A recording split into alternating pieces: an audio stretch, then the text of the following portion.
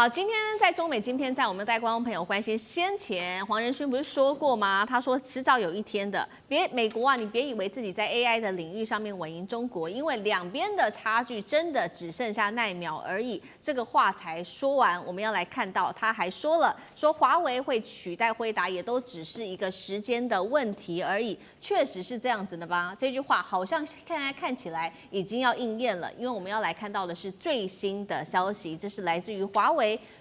它的服务算力效能现在已经正式的突破了，达到辉达 H20 晶片的3倍。尤其大家特别看到的是，华为在云端服务的50毫秒时延之下，实现了单卡每秒生成可以达到2400个 token 的能力。它除了支援自己的大模型之外，现在第三方模型也都可以做支援了，不管是 DeepSeek 或者是 Kimi 等等。我们来看到华为的高层张安平他怎么说？他说现在啊，先进制程已经不是什么5奈米、7奈米都不是重点了，现在客户真正要的是这种优质的运算的一个结果才是重点。尤其今天呢，要来特别关心的关键武器来自于华为的，就是它的超节点了。超节点的话，它就不会只是靠单卡的蛮力，而是靠整个系统战。所以我们要来看到的是说，未来它是把数千张的 GPU 集成一个逻辑单元，用这种高速互联技术来弥补传统伺服器，不管是在宽频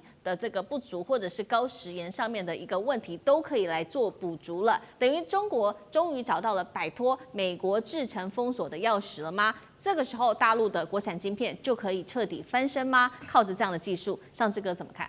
哇，华为这次宣布这个 AI 晶片，简单讲就是打团体战。什么意思呢？我们过去在辉达晶片都是它每一个，我们讲 AI 晶片哦 ，AI 晶片的每一块都非常强哈。当然，它也有自己的，然后辉达也有自己本身这些晶片的所谓的这种组装的机构，他们现在不是卖一张晶片而已，他们也卖一个机台。所以这里头，可是呢，现在辉达的这个晶片的机台合并组装最多可以72块。因为它基本上还是所谓铜线跟铜线的交接，就是晶片跟晶片在机台里头是扣在一起，所以合并的运算每一个机台就是72片。那华为这次什么叫它的超节点？简单讲，就是华为现在所做的 AI 晶片。这里提醒大家一下，我们会听到华为在做麒麟晶片，麒麟是手机的，这种9020，所谓的我们这样讲 AI 晶片、升腾晶片。升腾晶片是什么呢？除了那个核心的晶片之外，它还必须要有 HBM 的高速高频的部分的这种传输，所以它基本上是把这个晶片放在 HBM 上哈，所以这里头才是我们所谓的 GPU 的这个 AI 晶片。好，华为现在的厉害的晶片是它不只是这一片，没有错。单片上它虽然输，可是我们都知道华为过去做传输系统，所以这次所谓的超节点就是华为能够刚刚讲这一整块的 GPU， 它可以不断的组装，现在最基本就可以组装超过1000多片。刚刚讲辉达72片哦，华为现在就可以做到1000多片。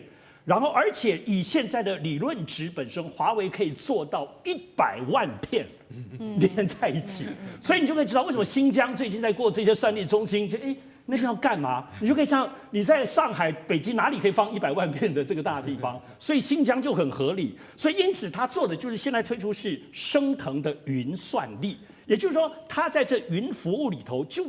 可能最后就建一个上百万级的晶片，而华为的机柜每单位只有72片。当然你可以买辉达啦，辉达可以买很多组装在一起，可是差别在哪里？在辉达它就铜跟铜是个物理性的接触，但不要忘了华为是做传输的，它在每一个晶片之间是用光传输。为什么它可以连到100万片以上，而且眼前就可以做到1000多片，随便就可以组装的机柜？就是它传输晶片当中，它就是所有就光在传输。所以它没有损耗，因为我们刚刚讲辉达的这种晶片当中传输都有所损耗，算力它不可能发挥算力的绝对，所以也就是说辉达现在的升腾晶片没有错，虽然还是比较弱，可是打团体战总算力来说，就可以在某个程度上可以打败至少 H20的这样子的机柜组合，那么提供给刚刚讲，包括他们自己本身的，要知道阿里巴巴或者是 DeepSeek、Kimi 这些都是大数据模型在运算，需要非常大的算力哦。所以这就是说，这个简单讲，说华为其实找出了一条自己的路，他站在他自己所擅长的这种叠加的技术以及至少在做打团体战当中，可能在美国来讲，很多的企业你用华为的72片组装的机柜已经很 OK 了。可是对于中国来说，它所供应的至少在全算力，因此华为走的商业模式是云算力。所以算力的总和跟辉达可能一块一块很强加起来，而且就华为现在宣布，以他们现有的这个超节点的方式，已经确定可以打败H20的这个所谓的降阶，原来要卖给中国，但大陆不卖。但我认为现在最大的关键没有错了，除了这种华为自己的努力之外，主要是中国。因为现在所有的手段已经确定，就要让全中国都不要买辉达的晶片了。从先前说它有后门，说先前希望国产自己买，到现在直接用反倾销等同列入黑名单。所以辉达现在中国大陆除了走私之外，不太可能。而且中国大陆竟然下达这样的命令，这些原本要买辉达的这些阿里巴巴等等的阿里云等等的都不买了。所以最终这些市场的力量会回过头来买华为或扶植中国大陆自己的晶片，所以这样子的力量应该是中国国家战略思考最后的决定。好，所以这样看起来，辉达是完全的被淘汰在中国市场了吗？那大使又怎么看中国这个华为的超节点的这个技术？当然，这个技术它是一个整体性的技术了。它除了芯片之外，还有它的连接系数，它的传输的技术哈。所以它这个低延时延，然后这个传输中间的这些所谓的这些过去的一些问题，它都迎刃而解。是，所以现在这个 AI 基本上就是从大的算力，然后呢，它的所谓的它的这个应用的场景方面功能性的增强所以是一个系统性的发展。那华为是一个系统的整合者跟一个系统的开发者。那现在事实上的话，美国也在整合。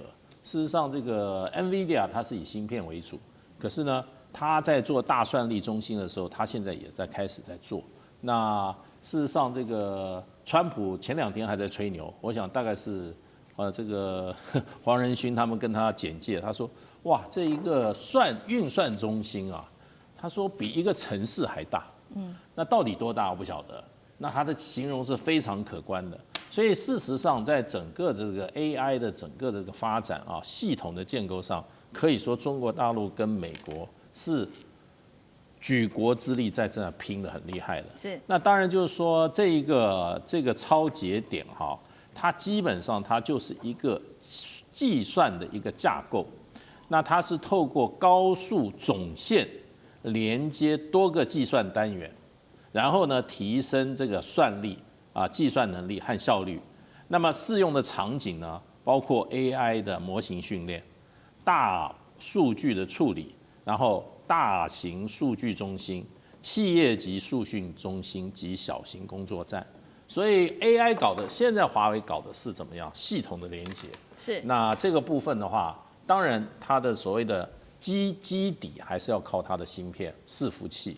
那可是问题就是说，你这么多东西连接在一起的话，那你这个连接它中间的时延，就是说时间的延，它可以把这些技术都克服。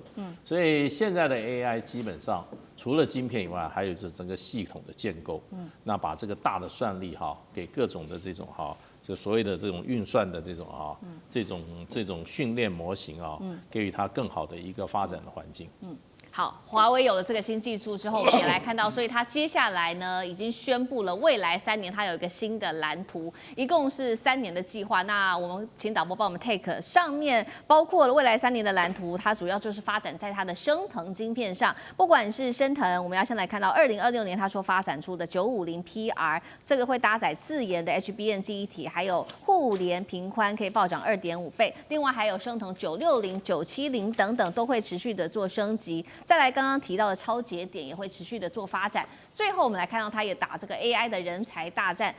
这个是来自于《金融时报》的最新爆料，说华为给他的工程师的薪资比辉达在中国的待遇高出了1倍。所以呢，本来在这个 NVIDIA、AMD 或者是 Intel工作的这些尖端的华人高层，他们也纷纷的回流了，愿意来为华为来打拼了。3年内有没有可能反超辉达？有这么快吗？中国 AI 的华为时代真的在此刻算是正式开始、正式到来吗？华干哥怎么看？身为 NVIDIA 的负责人黄仁勋不能把事情讲得太明显，但是他很怕是真的。为什么？因为这个工程师私底下就讲，你要问我是多少钱被挖走的，我当然不能告诉你，但是非常具有竞争力。什么意思？1倍而已吗？如果今天是只有1倍而已的话，我觉得很多在美国工作很久的工程师，他不见得那么容易被挖。你知道为什么？他要举家搬回自己的国家啊！老实讲一句，你归于回又不是那么简单。所以黄仁勋他很知道，他不但知道我流失了什么，或者是应该讲美国流失了什么，所以他认为说，现在美洲之间只有奈秒之差啊，很小。华为3年之内弯道超车，我跟你讲，明天一觉醒来，说不定你就在某些领域被他超过了，这都是有可能的。为什么？国家倾整个国家之力在支持晶片产业、半导体产业，所以我觉得这件事情，老实讲一句，美国他始终没有去理解到他的问题在哪里。而且刚刚那个谁，上次有讲了，他说我干脆我跟你讲，他说他的 Unified Bus 它连接多达15488片升腾的 AI 晶片，15000多片，那怎么连呐？你是不是要等于一个城市一样？本来就是。那我们有这样子的那个计划跟场域，可以去做这样子的连接。坦白讲一句，没有一个国家是做得到的。你在美国，你要怎么样？要先选址，再设厂，再开始开发。其实这些东西都经过很多很繁琐的行政程序。所以用这1万多片的这个晶片的连接，他说你看那个华为的那个轮值董事长张平安他就有讲啊，未来不是5奈米或7奈米的问题，是云算力一定是要它的品质、它的优越性，所以最重要的不是几奈米的差距，而是你的云算力是不是真的能够达到客户的要求。很多在这个全球它等于实力直牛耳这些客户，他一定要你的算力是有绝对的保障的。升腾960、970在这2年之内，到2028年之内，一定会持续的改进。所以我觉得华为在这2-3年之内，它很可能会走出自己的一条路出来。而美国可能在这方面必须很认真的跟中国来谈一谈，就是说你是要继续，我现在 H20我都不要了，你现在到底还要限制我什么？对，我以后会有 H20 3倍的算力。所以我觉得像这个产业里面，我觉得很多惊喜啊，比它的国防武器还要令人惊讶。好，谢谢华干哥。那我们休息一下，马上回来。地缘政治、美洲之争、战略价值、强权崛起、小国生存。